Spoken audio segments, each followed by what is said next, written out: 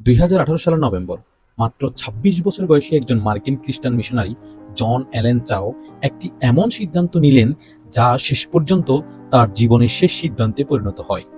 তিনি অবৈধভাবে ভারতের আন্দামান ও নিকোবর দ্বীপপুঞ্জের অন্তর্গত নর্থ সেন্টিনেল দ্বীপে যাওয়ার পরিকল্পনা করেন। এই দ্বীপে বসবাস করে পৃথিবীর সবচেয়ে বিচ্ছিন্ন জনগোষ্ঠীগুলোর একটি, নর্থ সেন্টিলিস। অনেক গবেষকের মতে তারাই পৃথিবীর শেষ দিকের এমন মানব গোষ্ঠী যাদের সঙ্গে আধুনিক সভ্যতার প্রায় কোনো যোগাযোগ নেই। বাইরের পৃথিবী সম্পর্কে তারা কার্যত কিছুই জানে না।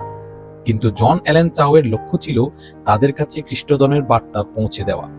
এই জন্য তিনি পাশের একটি দ্বীপে গিয়ে এক স্থানীয় জেলেকে প্রায় 25,000 রুপি ঘুষ দেন এবং তাকে রাজি করান যেন তিনি তাকে নর্থ সেন্টিনেলের কাছাকাছি পৌঁছে দেন। নভেম্বর 14, 2018 সাল, গভীর রাতে তারা যাত্রা শুরু করে যাতে ভারতীয় কোস্টগার্ডের নজরে না পড়ে। জনের সঙ্গে ছিল একটি গোপ্রো ক্যামেরা, একটি কায়াক, কিছু শুকনো মাছ, একটি ফুটবল এবং একটি বাইবেল, যেগুলো তিনি সেন্টিলিসদের উপহার দেওয়ার জন্য নিয়েছিলেন। 15 নভেম্বরের সকালবেলা দ্বীপের কাছাকাছি পৌঁছে জন জেলেকে দূরে অপেক্ষা করতে বললেন। এরপর তিনি একাই কায়াক চালিয়ে তীরে এগিয়ে যান। কিছুক্ষণ পর তিনি মানুষের বসতির চিহ্ন দেখতে পান, নারীদের কথাবার্তা, শব্দ ইত্যাদি শুনতে পান। তিনি যখন তীরের কাছাকাছি পৌঁছান, হঠাৎ দুজন সেন্টিনেলিস পুরুষ ধনুক, তীর ইত্যাদি নিয়ে তার সামনে এসে দাঁড়ায় এবং দাঁড়ানোর সাথে সাথে জন উচ্চস্বরে বলে ওঠে, আমার নাম জন, আমি তোমাদের ভালোবাসি, যিশু তোমাদের ভালোবাসেন, আমি তোমাদের জন্য খাবার নিয়ে এসেছি। কিন্তু তাদের কোনো আগ্রহই ছিল না তার কথায়। তারা ধনুকের তীর লাগিয়ে আক্রমণের জন্য প্রস্তুতি নিল। ভয় পেয়ে জন দ্রুত সেখান থেকে দৌড়ে ফিরে যান। কয়েক ঘন্টা পর তিনি হাল ছাড়লেন না। এবার তিনি দ্বীপের উত্তর দিক থেকে আবার এগিয়ে গেলেন। দূর থেকে তিনি দেখলেন প্রায় 6 জন সেন্টিলিস তাকে লক্ষ্য করে চিৎকার করছে, কিন্তু তাদের ভাষা পৃথিবীর আর কেউ বোঝে না। আজ পর্যন্ত সেন্টিনিলিসদের ভাষা বোঝেন শুধু সেন্টিনেলিসরাই। জন তাদের কথার কিছু শব্দ অনুকরণ করে উত্তর দেওয়ার চেষ্টা করেন, কিন্তু তারা হাসতে শুরু করে। এরপর জন নিরাপদ দূরত্বে দাঁড়িয়ে একে একে তার আনা উপহারগুলো মাটিতে রাখতে থাকেন। ঠিক তখনই সামনে দাঁড়িয়ে থাকা এক শিশু এবং এক কিশোরীর হাতে ধনুক তীর দেখতে পান। জন কায়াক থেকে নেমে শিশুটির সঙ্গে কথা বলার চেষ্টা করেন, কিন্তু হঠাৎ পেছন থেকে একজন সেন্টিনেলিস তার কায়াকটি টেনে নিয়ে যান।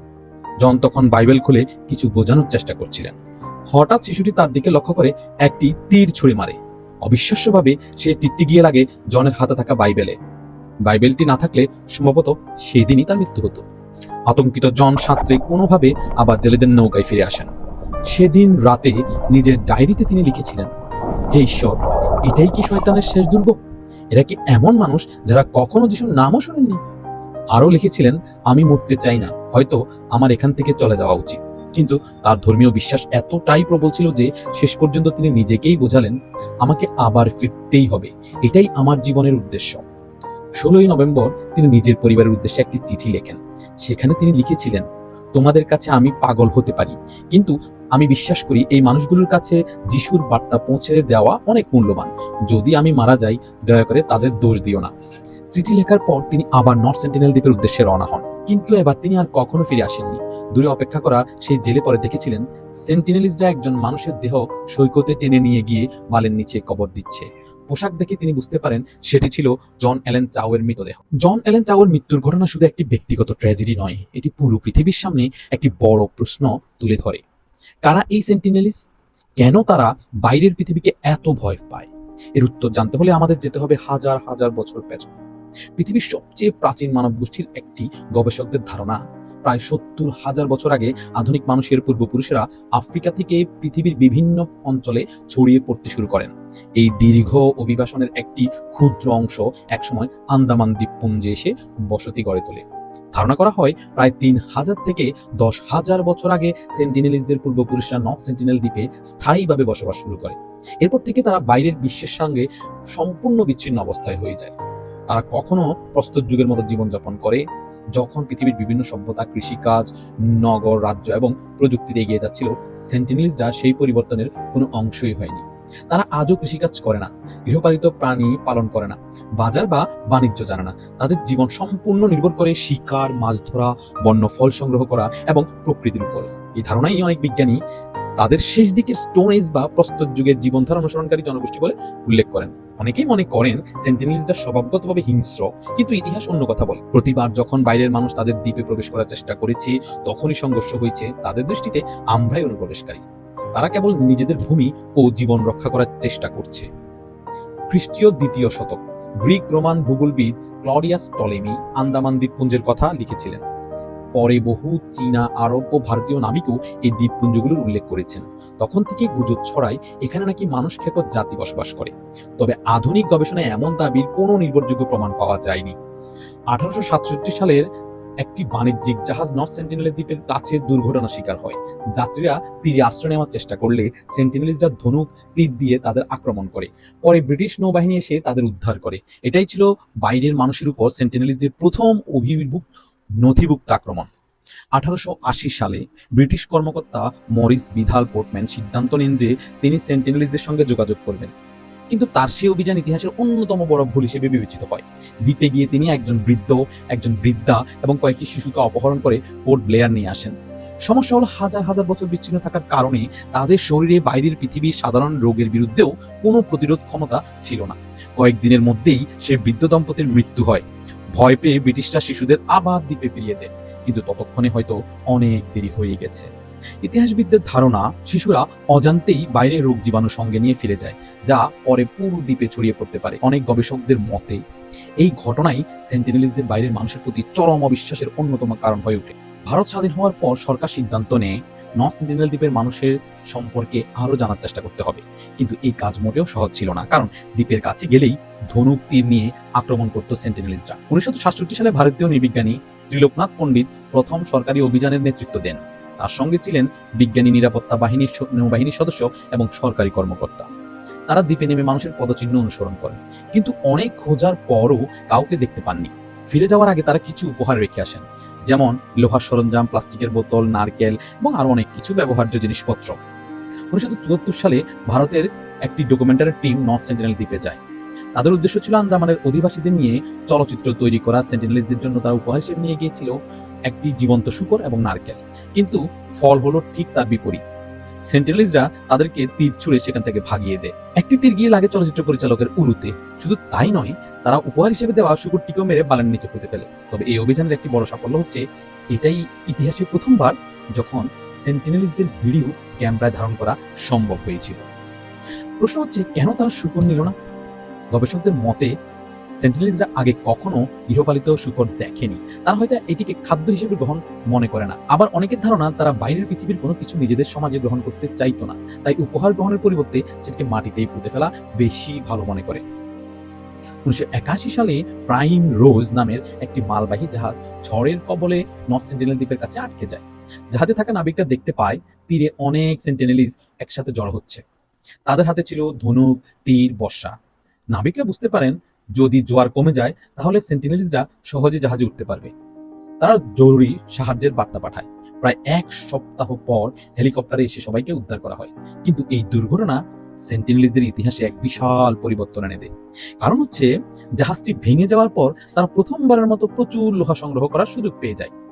পরবর্তী বছরগুলোতে গবেষকরা লক্ষ্য করেন তাদের তীর ও বর্ষার অগ্রভাগে লোহার ব্যবহার শুরু হয়েছে। অর্থাৎ আধুনিক প্রযুক্তি তারা নিজেরা আবিষ্কার করেনি, কিন্তু প্রকৃতিতে ভেসে আসা জিনিসকে নিজেদের প্রয়োজন অনুযায়ী ব্যবহার করতে শিখে গেছে। একটা অবিশ্বাস্য ঘটনা ঘটে 1991 সালে। দীর্ঘদিনের ব্যর্থতার পর 1991 সালে এমন কিছু ঘটে যা সবাইকে অবাক করে দেয়। ভারতীয় নৃবিজ্ঞানী মধুমালা চট্টোপাধ্যায়ের নেতৃত্বে একটি ছোট দল দ্বীপের কাছে যায়। তাদের হাতে কোনো অস্ত্র ছিল না, শুধু ছিল কিছু নারকেল। অবিশ্বাস্যভাবে সেন্টিনেলিজরা সেদিকে আক্রমণ করেনি, বরং তারা নৌকার কাছে এসে নারকেল গ্রহণ করে। পরদিন আবার দলটি ফিরে আসে।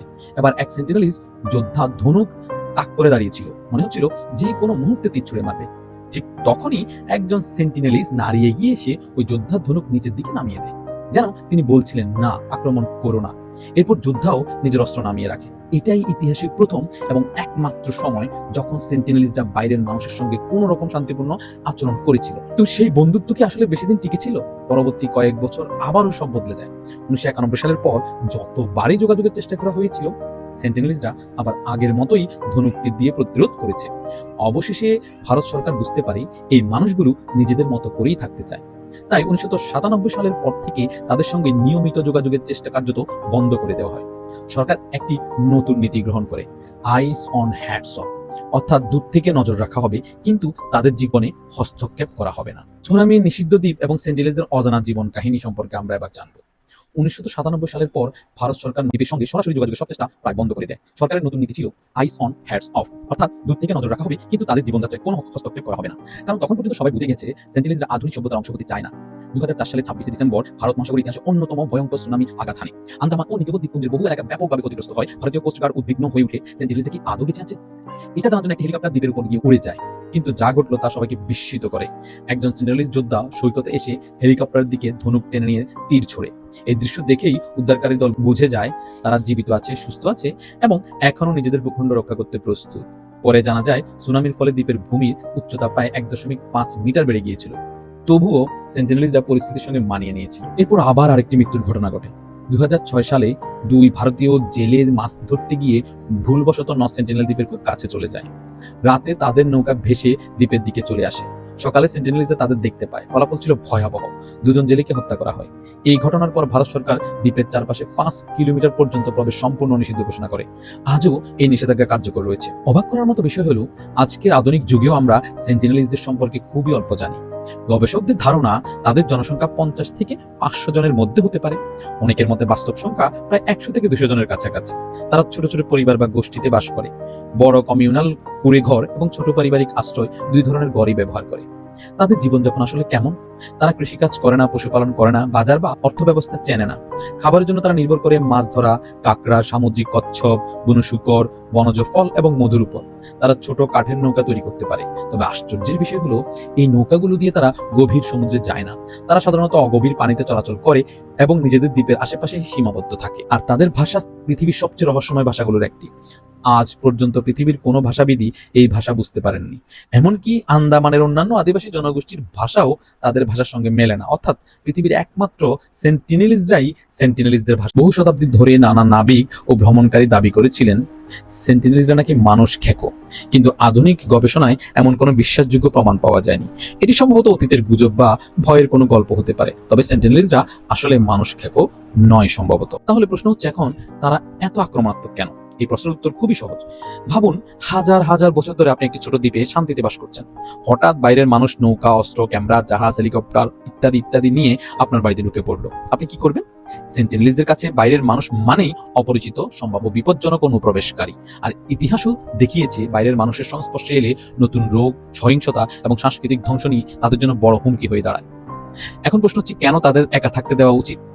আজ বিশ্বের অধিকাংশ নৃবিজ্ঞানী এবং বিশেষজ্ঞ একমত সেন্টিনেলিস্টদের আধুনিক সমাজে আনার চেষ্টা করা উচিত নয়। এর কয়েকটি গুরুত্বপূর্ণ কারণ রয়েছে। প্রথম কারণ হচ্ছে রোগের ঝুঁকি। তাদের শরীরে আধুনিক বিশ্বের অনেক সাধারণ রোগের বিরুদ্ধেও প্রতিরোধ ক্ষমতা নেই। একটি সাধারণ সর্দি কাশিও পুরো জনগোষ্ঠীর জন্য প্রাণঘাতী হতে পারে। সাংস্কৃতিক ধ্বংস হয়ে যাবে। তাদের ভাষা, বিশ্বাস, জীবনধারা এবং হাজার বছরের ঐতিহ্য খুব দ্রুত হারিয়ে যেতে পারে। আর যেটা হতে পারে সেটা হচ্ছে ইতিহাস থেকে শিক্ষা নেওয়া। আন্দামানের অন্যান্য অনেক আদিবাসী জনগোষ্ঠী আধুনিক সমাজের সংস্পর্শে এসে রোগে আক্রান্ত হয়ে মদ ও তামাকের নেশায় জড়িয়ে এবং নিজেদের সাংস্কৃতিক বড় অংশ হারিয়ে এখন বিপন্ন। আর সবশেষে আমরা বলতে পারি নর্থ সেন্টিনেল দ্বীপ আমাদের কাছে শুধু একটি রহস্যময় দ্বীপ নয়, এটি এমন একটি জীবন্ত ইতিহাস যেখানে মানব সভ্যতার এক প্রাচীন অধ্যায় এখনো নিঃশব্দে টিকে আছে। আমরা মহাকাশে পৌঁছে গেছি, মঙ্গল গ্রহে রোবট পাঠিয়েছি, কৃত্রিম বুদ্ধিমত্তা তৈরি করেছি, তবুও পৃথিবীর বুকে এমন একটি ছোট দ্বীপ রয়েছে যেখানে আধুনিক সভ্যতার কোনো প্রভাব নেই।